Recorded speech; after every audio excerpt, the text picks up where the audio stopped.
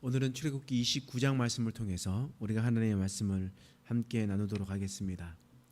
오늘 본문은 제사장 직분을 위임할 때, 특히나 대제사장을 지내고 있었을 때 어떻게 하는지 그것을 보여주는 말씀이 출애굽기 29장에 기록되어 있습니다. 여러분, 우리는 예수 그리스도라는 말을 자주 씁니다. 그랬었을 때 이 그리스도라는 말이 어떤 뜻인지 알고 계시죠? 그리스도라는 얘기는 뜻은 무엇이냐면 머리에 기름을 부음 받은 자라는 뜻입니다. 머리에 기름을 부었다라는 거예요. 머리에 기름을 부어서 어떤 직분을 삼게 하였다. 그래서 그리스도는 바로 기름을 부음 받은 자다라는 겁니다. 여기서 기름 붓는 사람이 세 종류의 사람이 있습니다. 세 직분이 있어요.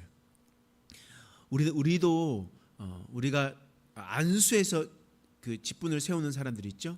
목사를 안수해서 세우고, 장로를 안수해서 세우고, 권사와 안수 집사도 안수해서 세웁니다. 이들은 안수해서 세움 받은 자들입니다. 그렇죠? 마찬가지로 구약 시대 때에도 기름을 부어서 직분을 삼은 사람이 있습니다. 세 종류의 사람이 있어요. 첫 번째, 왕입니다. 왕을 세울 때 그 머리에 기름을 붓습니다.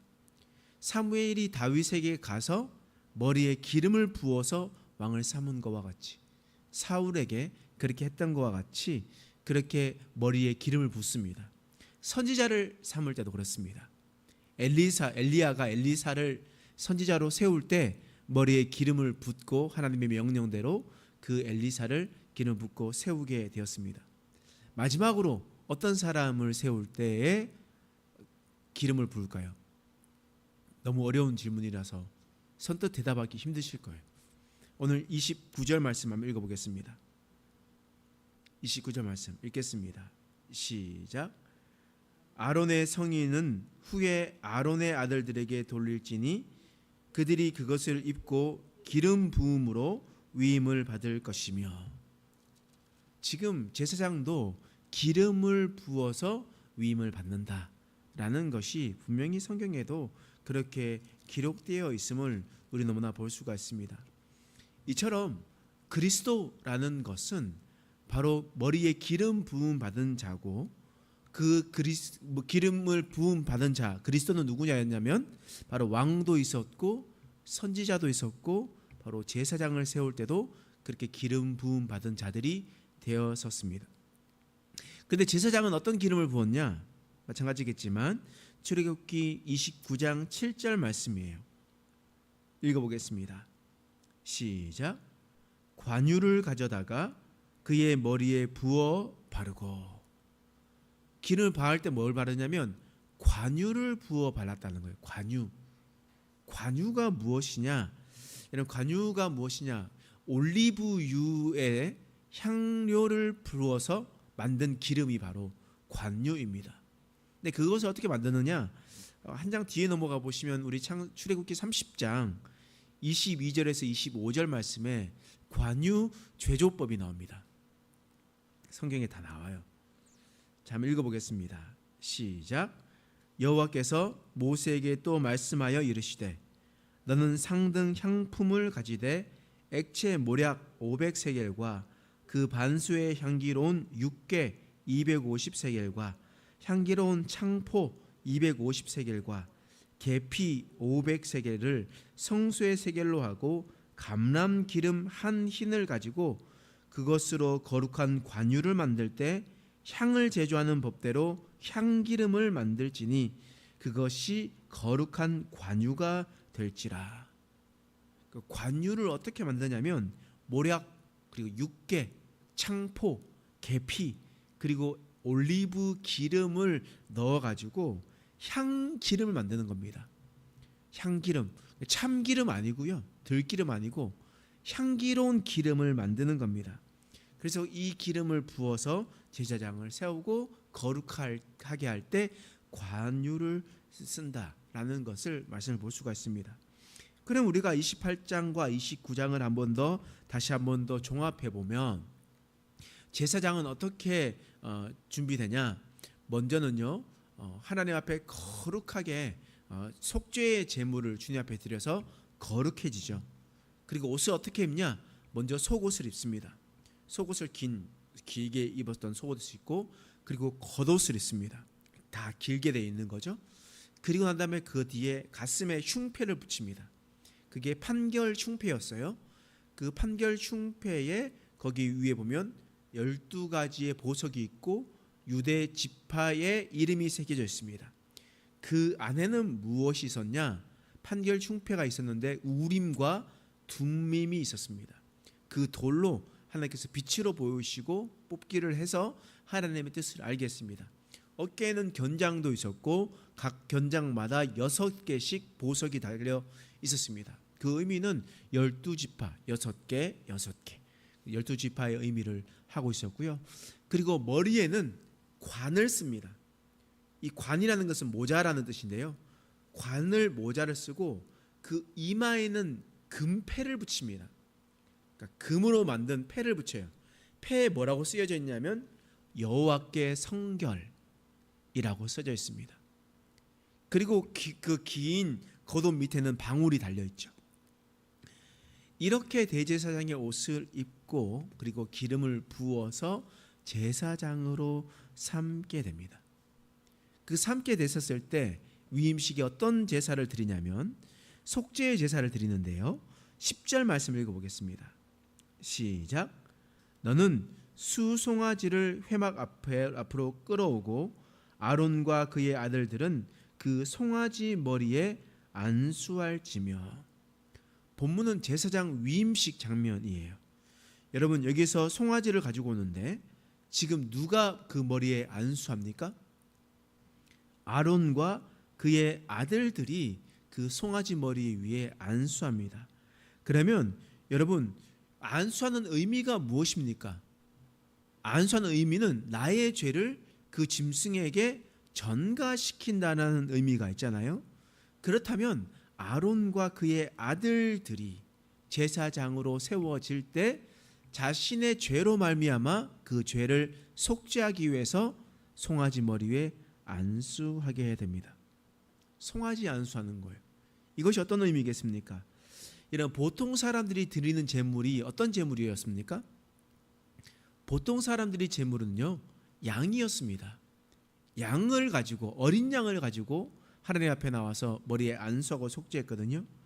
그런데 1년 된 송아지, 수송아지입니다. 1년만 되더라도 소가 엄청나게 크는 것 여러분 잘 알고 계시죠? 그러면 질문하겠습니다. 수송아지가 비쌀까요? 양이 비쌀까요? 송아지가 비쌀까요? 양이 비쌀까요? 송아지가 비싸죠. 단순히 생각해봐도 근수도 많이 나오고 송아지가 비싼 건 아니겠습니까?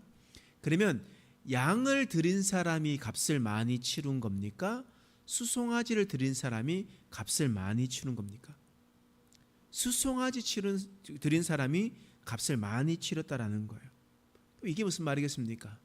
하나님께서 너희 제사장이 나올 때는 송아지를 데리고 나오고 일반 사람들이 나올 때는 양을 가지고 나와라 라고 하나님께서 분명하게 말씀하셨단 말이에요. 근데 치르는 값은 달라요. 죄는 하나님 보시기에 똑같은데 모두 다 하나님 앞에 죽을 죄인데 치르는 값이 달라요. 그럼 그 의미가 어떤 의미겠습니까? 하나님께서는 같은 사람이 죄를 지었다 할지라도 그들을 보시는 죄의 무게는 다르게 보신다라는 겁니다. 일반 사람들의 죄와 그리고 기름 부어 세운 자들의 죄의 무게는 다르다고 하나님께서 말씀하시는 거예요. 여러분 그렇기 때문에 여러분 잘 생각해 보시면 일반 성도가 죄를 짓는 것에 상처 받으시죠? 상처 받죠. 어떻게 저런 사람이 있을까 생각하죠. 근데 그 똑같은 일을 목사가 했다고 생각해 보십시오. 여러분들이 받아들이는 것이 똑같습니까? 다르죠. 어떻게 목사님이 이러실 수가 있어? 라고 얘기하죠. 제가 지나가다 어떤 사람이 지나가다가 침을 탁 뱉으면 더러워. 이런데 목사가 침을 탁 뱉으면 어떻게 목사님이 이럴 수가 있냐고 이렇게 이야기를 하잖아요. 뭐 어떻게 됐든 저떻게 됐든 사람들이 받아들이는 것이 다릅니다. 근데 하나님도 그런 것 같아요. 하나님도 그 안수하여 세운 자의 죄의 무게는 다르다고 합니다. 여러분, 그러면 이것이 비단 목회자만의 문제일까요? 여러분, 그렇지 않아요. 여러분, 우리 장로교회는요, 황종직을 머리에 안수해서 그 사람들을 세웁니다. 다시 말해 그들은 죽을 때까지 장로의 직분, 권사의 직분, 안수집사의 직분, 목사의 직분을 가지고 하나님 나라 갈 때까지 나아갑니다. 그리고 장례식에 갔었을 때 누구 권사, 누구 목사, 누구 장로 이렇게 써져 있으면서 그의 직분을 나타내는 것 아니겠습니까? 그러면 하나님께서 안수하여 세우신 자들의 죄의 값을 동일하게 매기실까요? 하나님은 어떻게 생각하실까요? 여러분, 하나님은 다르게 보신다라는 거예요. 그러므로 우리 지금 있는 모든 사람들은 하나님이 보시기에, 사람이 보기에 합당한 삶을 살아가도록 몸부림쳐야 됩니다.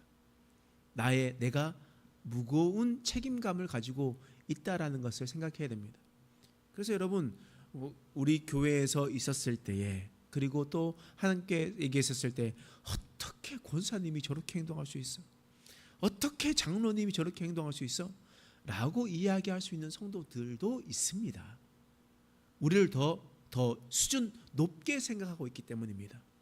그렇기 때문에 우리가 하나님 보시겠던 것처럼 우리가 이 세상을 살아갈 때, 또 교회 안에서 우리가 함께 나눔을 가지고 또 이야기를 하며 나갈 때, 우리가 하고 싶은 성품대로, 내가 원래 했었던 그 고집대로 살아가는 것이 아니라 하나님 보시기에 합당한 모습으로 그렇게 나가는 것을 하나님께서 우리에게 원하신다라는 겁니다. 또한 그런 자들이, 하나님 앞에 세운 자들이 어떻게 나아가야 되냐? 출애굽기서 29장 38절에서 39절 말씀입니다. 읽어보겠습니다. 시작. 내가 제단 위에 드릴 것은 이러하니라. 매일 1년 된 어린 양 2마리니 한 어린 양은 아침에 드리고 한 어린 양은 저녁 때에 드릴지며.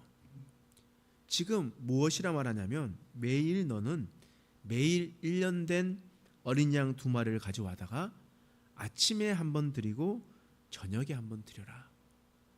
아침에 일어나서 하나님께 나오고 저녁에 잠들기 전에 주님 앞에 나오라 라고 하나님께서 말씀하십니다.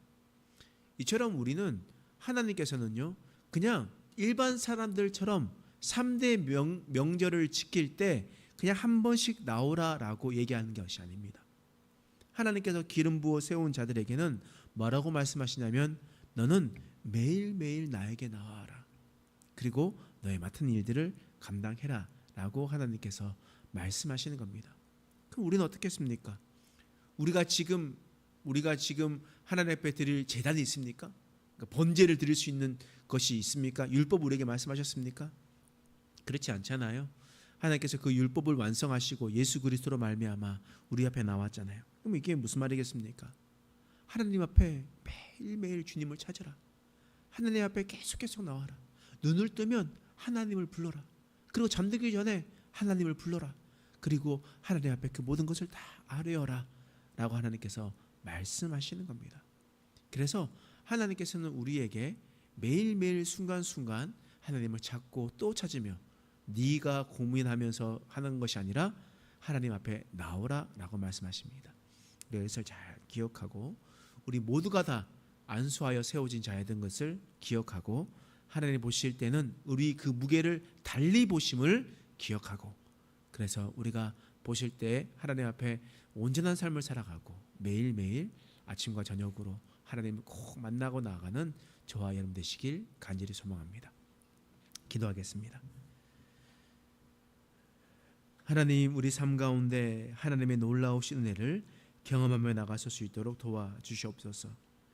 하나님께서 바라보시는 시선은 일반인들과 우리와의 시선이 다르다라고 하나님께서 말씀하셨습니다. 그 죄의 무기도 다르다고 말씀하셨습니다. 우리가 이것을 늘 기억하여서 우리가 하나님 보시기에 합한 모습으로 살아가고, 이웃에게 예수 그리스도의 향기를 나타내고, 그 관유가 다른 사람들에게 향기를 나타냈던 것과 같이 우리도 그 관유를 통하여 우리가 새로워지고 향기를 나타내고 믿음으로 살아갈 수 있는 자 될 수 있도록 도와 주옵소서. 매일매일 삶이 주님 앞에 나아가고 하나님을 만나며 나아가서 수 있는 인생 되게 하여 주시옵소서. 감사드리며 예수님의 이름으로 간절히 기도드립니다.